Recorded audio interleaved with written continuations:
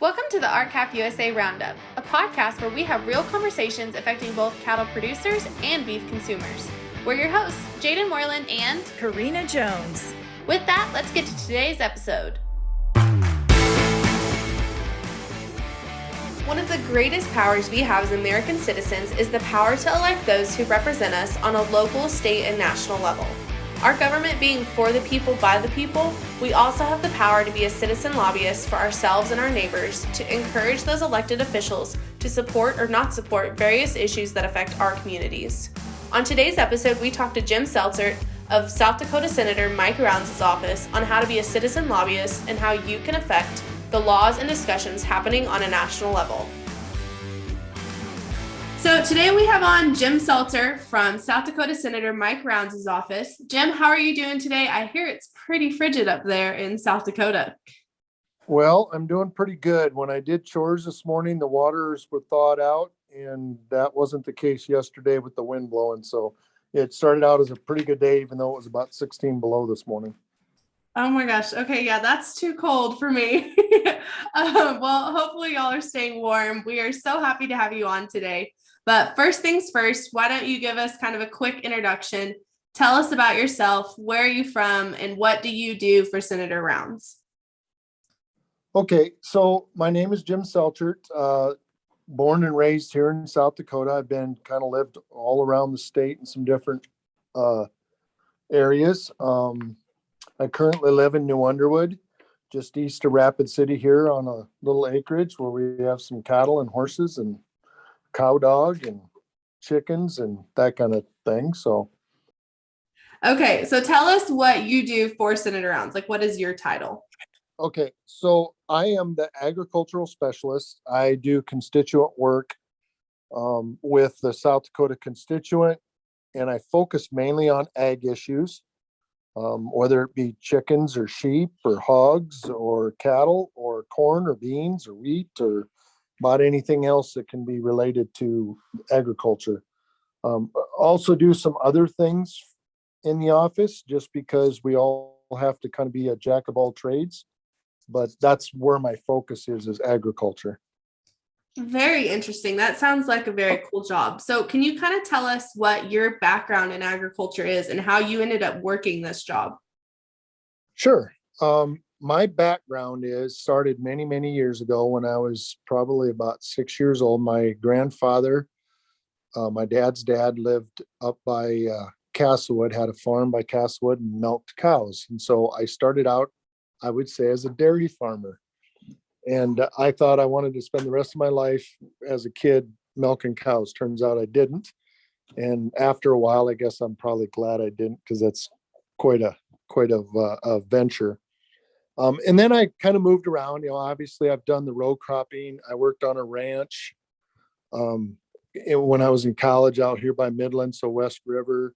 So I got involved in sheep and hogs and cattle at that time. And ironically, a ranch with hogs, but that was about the time that the pseudo-rabies came in, and then they got involved in a bunch of hogs there for a while. I worked in a sale barn while I was in college in Madison. I finished up my degree in Madison. I started at the School of Mines, then finished up in Madison, got a math education degree there. So I worked for Madison Livestock for a few years, both my wife and I, as we were putting ourselves through college. And just kind of been involved in ag our entire life. I grew up doing it, even though my dad was a school teacher, principal, superintendent, and my mom was a school teacher. My wife grew up on a farm over by Stickney. So it's kind of what we've done. It's our passion.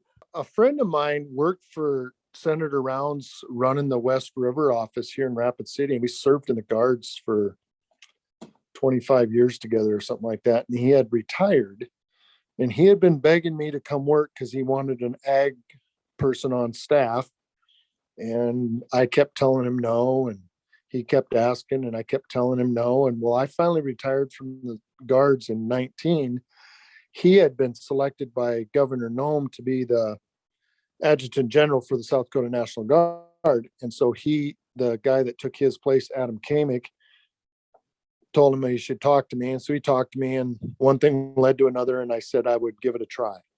And so I haven't looked back since. I enjoy what I do. I like helping South Dakota farmers and ranchers, and that's kind of where my niche is, and it's kind of why Senator Rounds hired me. So That's awesome. So I'm sure you have a pretty busy schedule, and I feel like there's something going on or something to discuss constantly legislatively wise. So can you kind of take us through a day in the life of working for Senator Rounds and just tell us what most of your days look like? so every one of my days can be a little different. If I'm not traveling, I'm usually out traveling. I get to sale barns, I get to ag events, I get to conventions, whether it be we were at a corn growers convention not too long ago. I've been to the South Dakota Cattlemen's, the RCAF convention, and it goes on and on. And pretty much if you send an invite and Senator Rounds can't go and it's ag related, it's going to be one of us from the ag team, and I'm one of them. And so we're always trying to make sure there's a representative there, and the whole reason behind being there is to make sure that the constituent gets their voice heard, and that we can take it back to Senator Rounds when he can't be there in person. So it involves answering phones, answering emails, and visiting with constituents. We call that outreach. So I was at the stock show for 12 days or something like that, whatever the official days were. We had a booth up there so that people could come by and visit. And that's kind of what a normal day looks like. And I don't think any day is really normal. So I'm sure those constituents are constantly calling, and your phone's probably constantly ringing with cattle producers. So what are you hearing in that outreach from cattle producers regarding cattle industry issues around the state of South Dakota, and really just the feel of the whole country of cattle industry issues? So just kind of tell us what you're hearing from them. Well, I think the biggest thing that I can point out is that 98% of our farmers and ranchers in South Dakota are family-owned operations.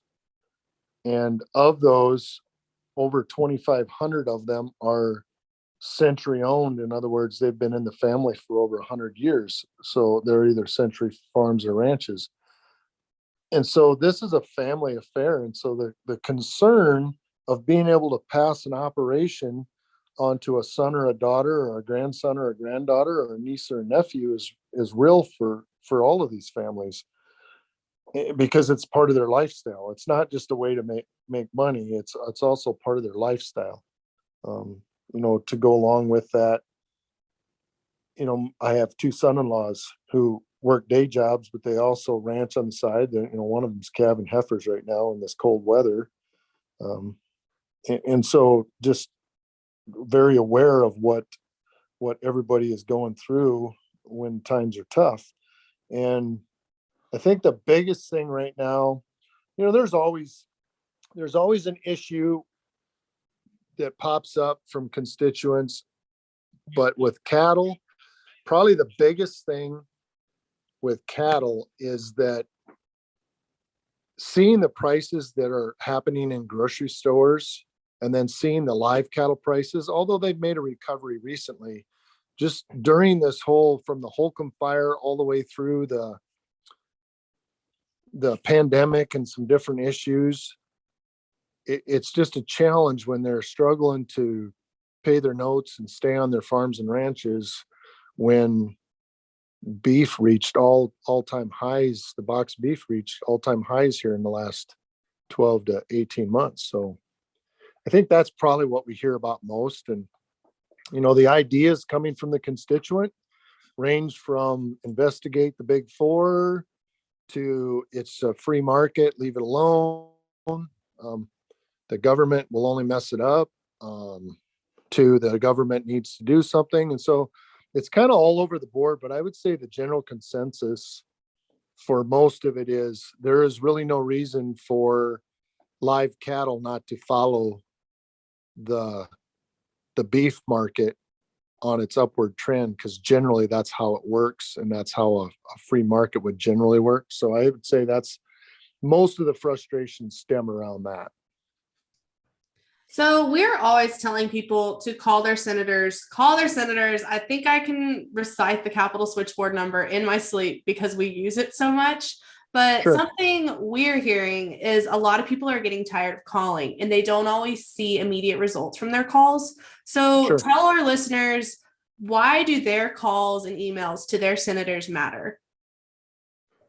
Well, they do matter, and I can only speak on behalf of Senator Rounds. This is how he gets his information from constituents. He's either walking around at the stock show talking to them, or they're talking to his staff, which I'm part of.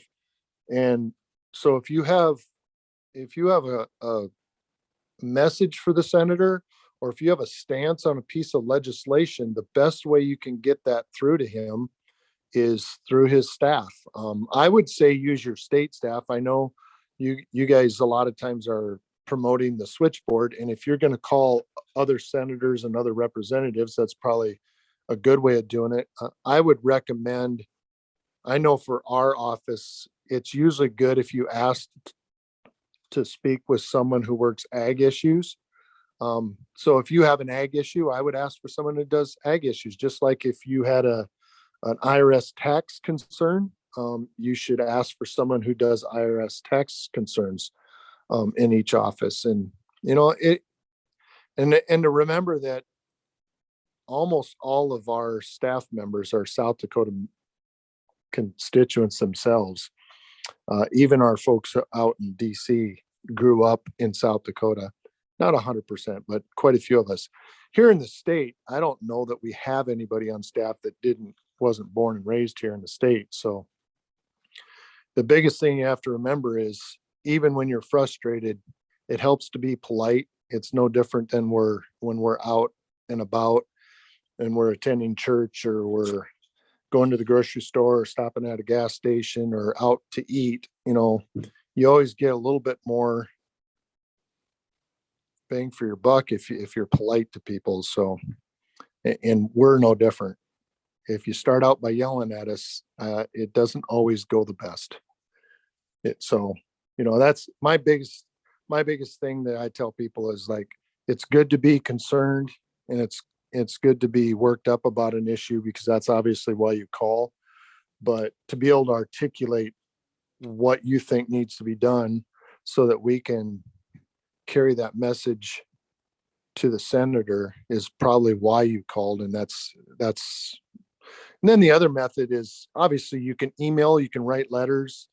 They all get loaded into a system and sent. And then the issues are put into categories. And obviously, if we get, what we've had as many as 10,000 calls, letters, emails on particular issues. Obviously, each particular one doesn't get discussed with the senator. It's not even realistic. But if it's categorized, vote yes or vote no on a particular piece of legislation, or what are you doing about the southern border, things like that, then or what are you doing about live cattle prices with the high price of beef? Those are the kind of things that will be tallied into groups, and then he'll know how many people contacted and what their general stance is on those particular issues. That was going to be my next question. We were all curious, do y'all really keep tallies of the calls and emails pertaining to certain issues? We absolutely do. In fact, we're actually not given the option of not keeping track of our communications with constituents, because Senator Rounds is actually really, really concerned about hearing from his constituents. I know sometimes when someone might not agree with his stance on something, they may not think that, but even when they disagree with the stance, it's communicated to him. So our nation was founded on the principle of that, for the people, by the people. So can you tell me, how do constituents guide that decision-making process in the Senate? And what do those conversations look like with Senator Rounds' office in particular? Well, Senator Rounds is, in South Dakota in itself is unique, because there's many constituents who personally know Mike Rounds as a person. He served in our state legislature. He served as our governor, and he's now currently serving as our U.S. senator. The constituents, when they send in that information goes to him. I don't want to go into, because this is something that Senator Rounds would have to answer directly, but I guarantee that a lot of the things we do are driven by constituent communications. So if there's an issue, like, and I'll just use since, obviously cattle are near and dear to my heart because I have my own cattle, and I have many, many family members and friends who are cattlemen and cattlewomen. But the biggest thing is that the DOJ investigation, that all came about by numerous calls from constituents and letters and emails about doing something. And it all kind of goes back to, not that there weren't issues before the Holcomb fire, but that kind of was a big red flag that came up. And that was kind of what started this whole process of doing something about what is perceived as the big four having too much of an say in what the markets do. So cattle producers are getting tired and they're running out of steam. So what more can those cattle producers do to influence the decision-making process and see the changes they want in their industry besides just calling? Well, I think it's important, it's important for each of the producers. Like, I think there's about 17,000 cattle producers, according to USDA statistics in South Dakota. There's nowhere near 17,000 memberships in our cattle organizations, whether it be RCAF for South Dakota Cattlemen, NCBA, Stock Growers, Farm Bureau, Farmers Union, or any of the others. Sometimes they just have little local ones that don't have a national outreach. But I think it's important to belong to someone who represents your beliefs. Most of the organizations, their memberships aren't much. I mean, they're $100 or less in most cases. So I think that's one way they can do it. The other way is to understand how legislation is passed. Legislation is passed, generally speaking, through a committee. And in our case, we're talking ag. So the Senate Ag Committee or the House Ag Committee, you should know who's on those committees. Mike currently is not on the Ag Committee. John Thune is. Dusty's on the House Ag Committee.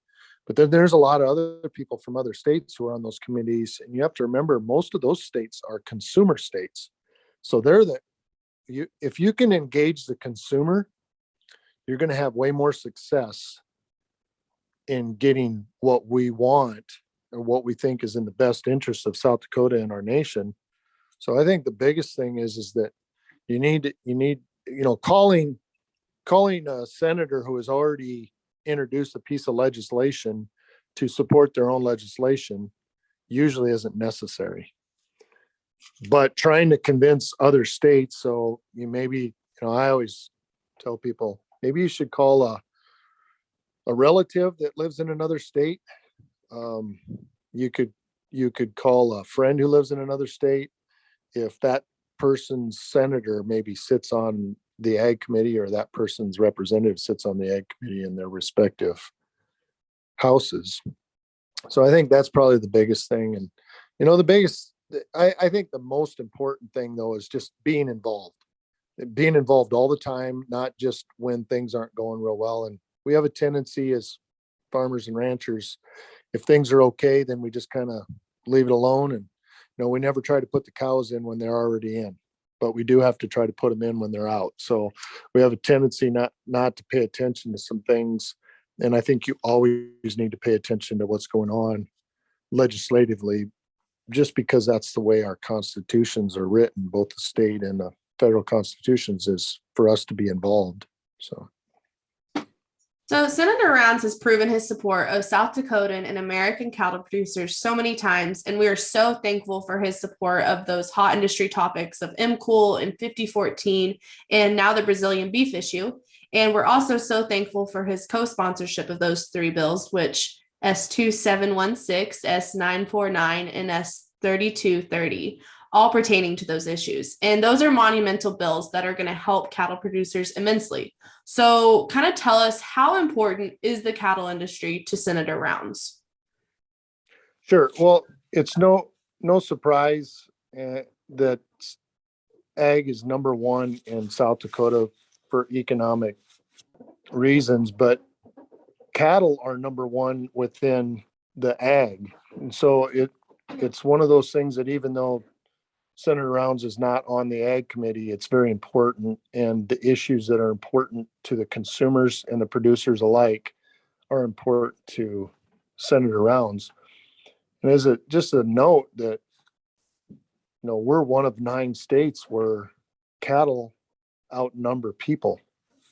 And so this is a big economic boost to the state, and we can't afford to lose it.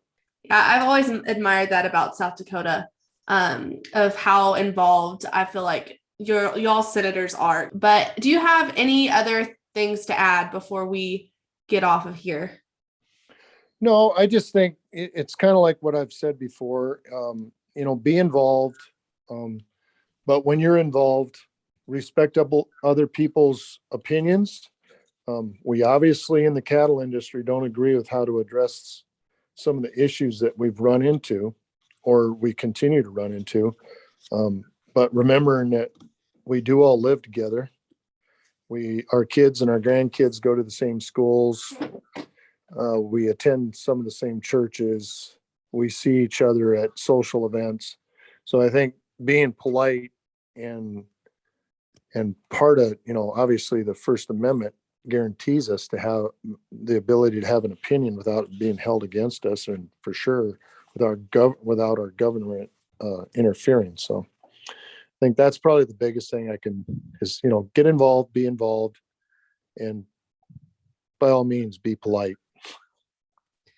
So something we like to ask everyone who comes on the podcast: what is your favorite cut of beef and how do you like it prepared? Well, mine's easy. My favorite cut is a T-bone, and it's medium rare. That is a great answer. Well, Jim, thank you so much for coming on today. We appreciate you taking the time to talk with us and just kind of educate our listeners on citizen lobbying and how much impact they have on their legislation. I guess my parting comments is obviously that for the constituents here in South Dakota, by all means, contact us. We're always here to listen, and we appreciate hearing from you. Thank you so much, Jim, for joining us today. We appreciate your insight and all the good work you and Senator Rounds do on behalf of the American cattle producer. Your calls matter. Your emails matter. We live in a country in which we, the people, have the power to dictate how we are represented and what issues our elected officials go to bat for. I know it's tiresome. I know I sound like a broken record, but we have to use that power if we want to see change.